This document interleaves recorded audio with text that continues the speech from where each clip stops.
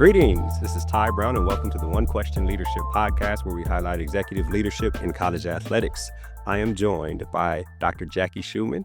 Dr. Schuman is the Vice Chancellor and Director of Athletics and Recreation at UMASS-Boston. Greetings, Dr. Schuman. Greetings. Hi, Welcome to the Ty. podcast. Thank you. We have been trying to do a podcast for at least 4 or 5 different conventions over the last 2 or 3 years, right? Yes. And it's all your fault that we haven't. So I'm glad we're finally sitting Well, back. I saw you and said, let's stop playing this game and let's get it done. Let's get it done. And we got Excellent. it done. We're Yep. getting it done. Excellent. So you've been there. Remind me again how long you've been there. 3.5 years. 3.5 years, right? You can make a ton of decisions in 3.5 years. Your leadership philosophy can evolve in 3.5 years. Relationship with people on campus can evolve or devolve in 3.5 years. Mine has evolved. Okay, excellent. We're trending in the right direction. Talk to me a little bit about that aspect of coming on campus and introducing yourself and your thought process, and then integrating your thought process with the thought process of campus, knowing that the purpose of an athletic department is to enhance the academic mission of the university. Mm-hmm. Well, again, thanks for having me and for making this happen. Yes, ma'am. So, for me, I say to our team, to our staff, to our coaches, department, and campus that I believe leadership is everyone's job.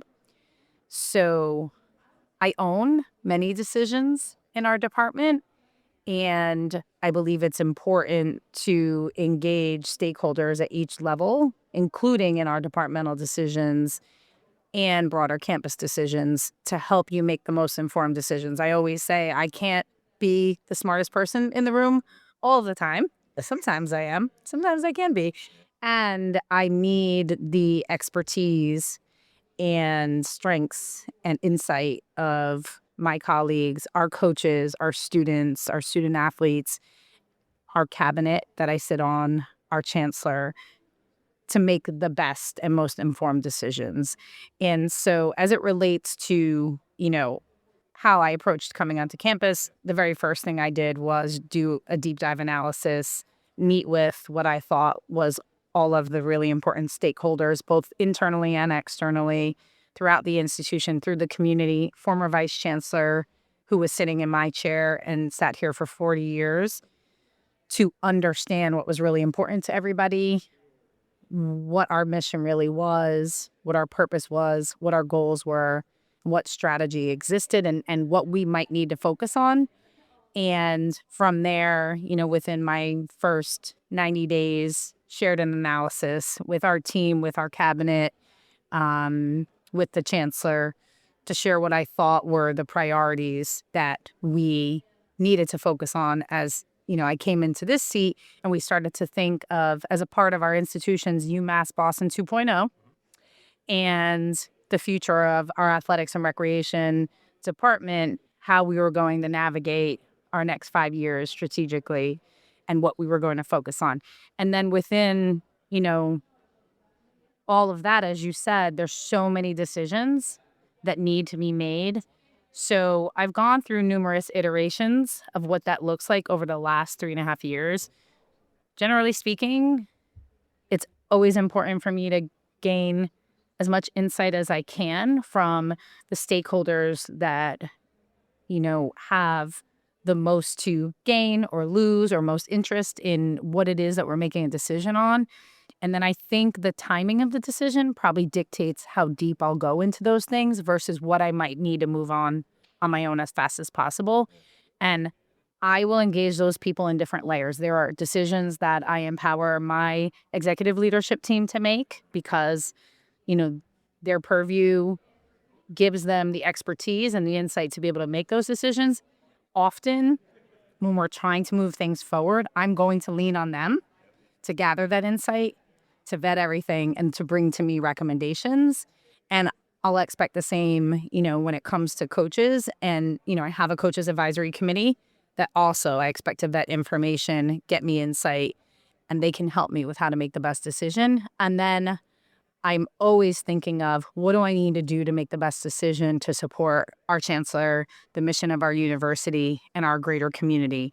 So whatever I'm doing, that impacts that greater landscape, that can be visible, that also, our institution has a stake in, I'm making sure I'm either keeping the chancellor or my dotted line report and the deputy chancellor or the chancellor cabinet level people in tune to what we're doing, or getting their insight before I drive a decision forward. And then, so I'm sort of sharing that depending what the level is of decision. There are some things I have complete ownership of the decision on. There are other things that I may have ownership, but I can't move forward without these 5 vice chancellors Knowing which direction you're going. knowing which Yeah. direction I'm going in. And there are also decisions that I need my chancellor to give the final approval on. And my style matches his style in that, in this way, in that before I hand something to him, he's going to say, what did VC for this say? What did VC for that say? So I need to then do my own vetting. So I would say I, you know, think of decision making as engaging systems. I think of the systems within our organization and our department, university community as collaborative and interconnected. I think that decisions are enhanced when you ensure that you have as much insight as possible and at times as much buy-in as possible. Sometimes you can't get that based on how quickly you need to move. But I believe, the more you can actually get the best intel insight and ensure that the people who will have a reaction, could have a reaction, have a care, are briefed and ready to go when you make that decision, you're probably going to have the best possible decision. And or when you make the decision, you have all legs to stand on because it's solid. It includes the insight you need, and nobody can really argue against the fact that you did your due diligence and your homework. How fast, this question is developing in my head, and I think if I ask it, you'll probably know what I mean, right? How fast, when something comes on your desk, do you determine what level of priority and who needs to be involved in the decision? So I think if something is a risk to health and safety of student athletes, staff, team, people on a campus, like those are emergency situations. Something that's an emergency requires immediate action. So for example, I got information last year about one of our student athletes that had suicide ideation that was at, an immediate risk from everything I heard, and immediately took action and engaged whoever I needed to engage to move. Okay. So that's an example of, getting the information. And if I determine it's an emergency, we're moving. If I'm at a hockey game and, we're at the match and someone cracks their head on the ice and their blood is shooting out and they're screaming, we know that's an emergency. Or someone has a seizure in a game, but all these things are speaking to the health and safety risks of student athletes, students, etc. Anything health and safety related or risk related is immediate. And, at this point, I know who needs to be pulled in. And there are probably policies in place. And there's policies in place. I know who to go to. I know how to act. Or the person next to me knows how to on something, et cetera. Or who to call to say, you're the one who knows what to do right now. Please guide me. Yeah. Yep. So I think risk is the number one. Risk is you move and you move immediately. Sometimes timelines dictate how quickly I need to move. Like something comes across my desk, the timeline is now. And then we have to take more immediate action. Visibility also can be something that requires immediate action, reaction, and then honestly, sometimes political landscape. And political landscape can be something politically within the community. It can be something broader politics that's happening in the environment. Obviously, we're all seeing what's going on in the Los Angeles area, right? That's obviously risk. And, it's an emergency. But then, if we look at even some of the things that happened in the, last year in universities, and there's so many things tied to political landscape and global wars and issues that have created urgency and emergency. And so those are things we may have to respond quickly to. some decisions come across your desk and, Ty Brown walks in my office and it's an emergency to him. Yes. And I take the information in, and if I am, unsure, even though I don't think it's an emergency, I will ask more questions. When do you need this by? Who needs this? Who's asking? So sometimes it requires, asking the questions to understand the urgency. And then sometimes it's just knowing that, like, there are these other 5 things that are much more urgent than this. And I know this can wait despite the urgency and emergency from the other person. Yeah, interesting. We could get to a point to where everything is emergency, everything is immediate, and then there are things piling up. Well, that's where I think you have to use your greater team. My cabinet is phenomenal in terms of, I have a greater team within my department, so I don't have to do all these things, right? So there are other people to hand it to say, please work on this now, and we need it immediately. My cabinet is phenomenal in that some of them are going to be the ones that are going to take on A, B, C, or D decision. Or if, things are rising to a different level of urgency, and I can't manage it, it might hit their purview or their area, or one of their team members might be able to take it. So really understanding, how do you delineate? I mean, how are you delineating what it is that you need to do versus somebody else, or where do you need to get help? Sometimes you just need to get help because you can't do everything. And also it goes back to, this is why my leadership, I am one person. We're all leading in this department and we're all moving towards a particular mission within this university. And it's all incumbent upon us to take that role seriously and to act when we need to act. Did you, 3.5 years coming in, were you forced to have to trust the people to make the decisions, or were you like, I'm gonna make this decision because I don't know y'all right now? Or tell me about that aspect of coming in. And I don't know if you've hired staff and stuff like that, but like, how long the speed of Oh, trust, yeah, I've right? hired staff. Right, yeah. So The so I speed, mean, yeah, yeah, that's a great that kind of thing. question.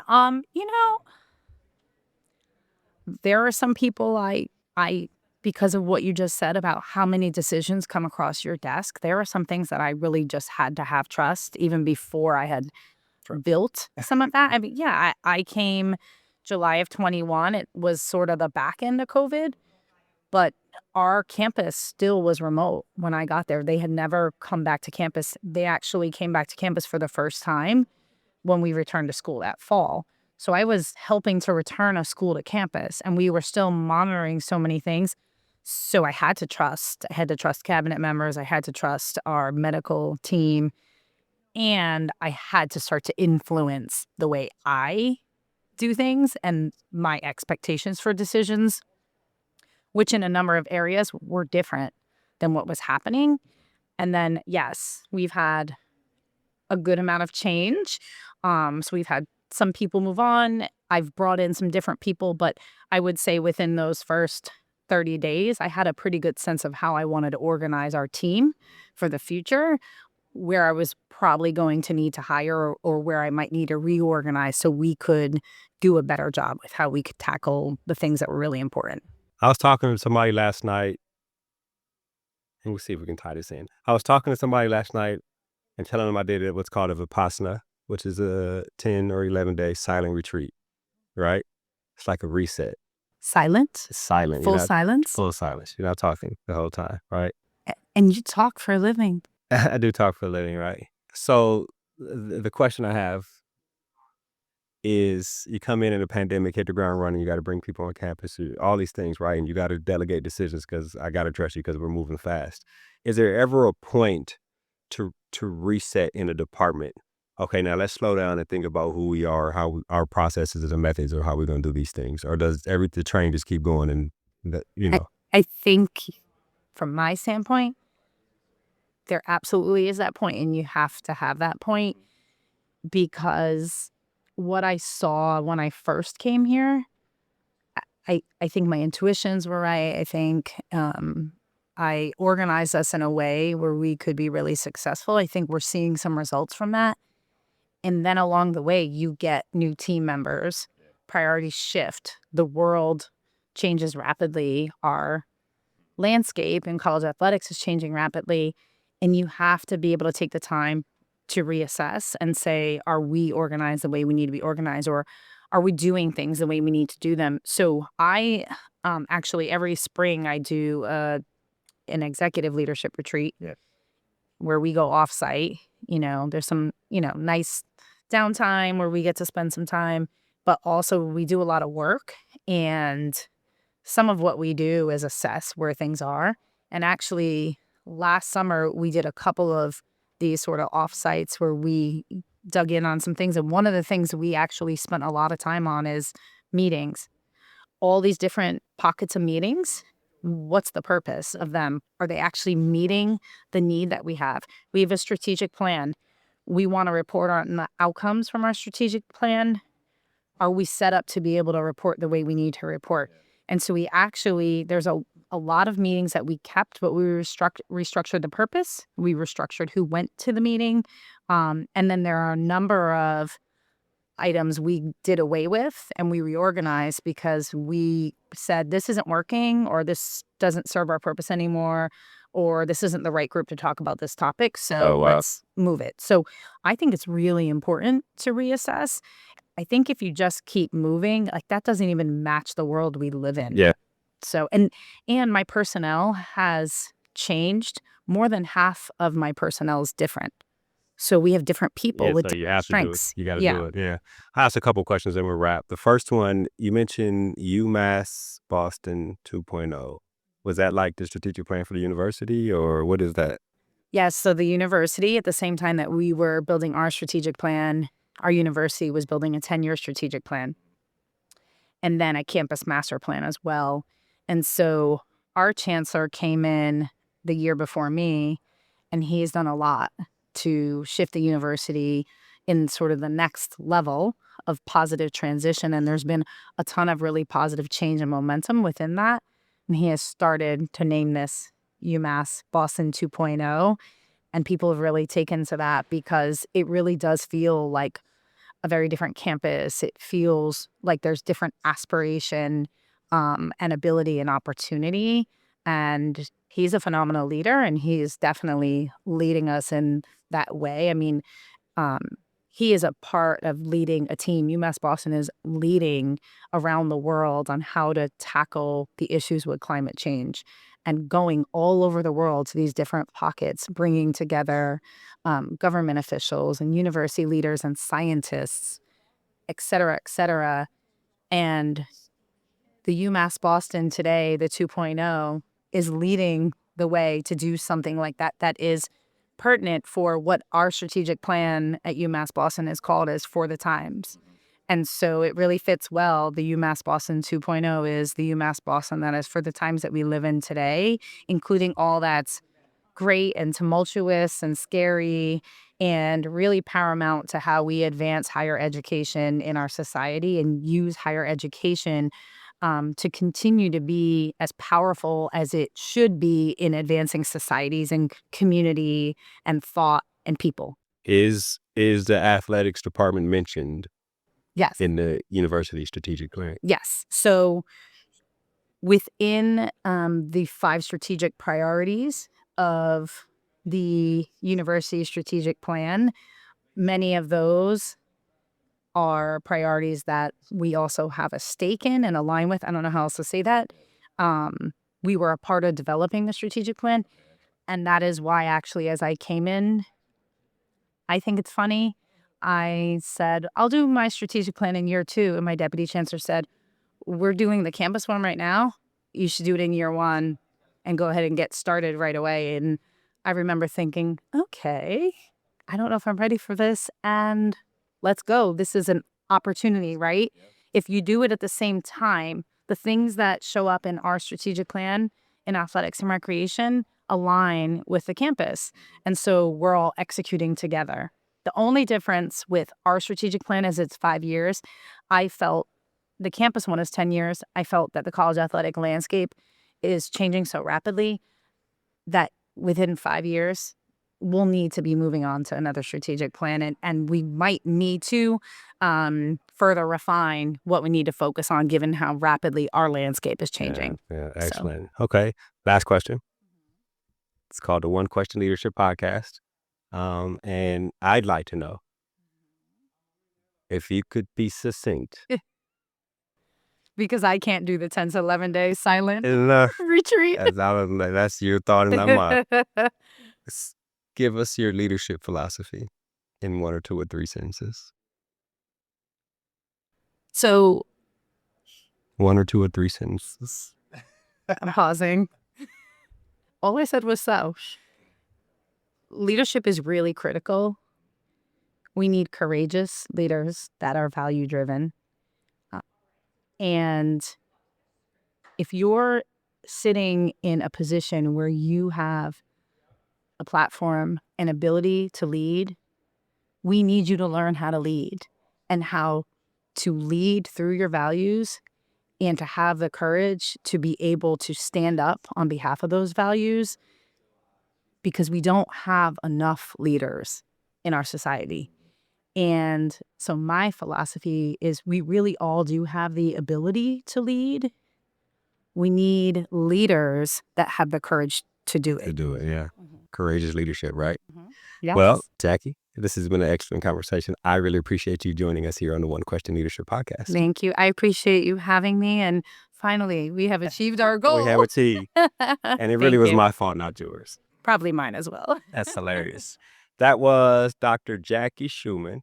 She is the Vice Chancellor and Director of Athletics and Recreation at UMASS-Boston. And of course, I am Tai Brown with One Question. And keep in mind, the role of a leader is to create and maintain an environment that people want to be a part of. And as always, be better tomorrow than you are today.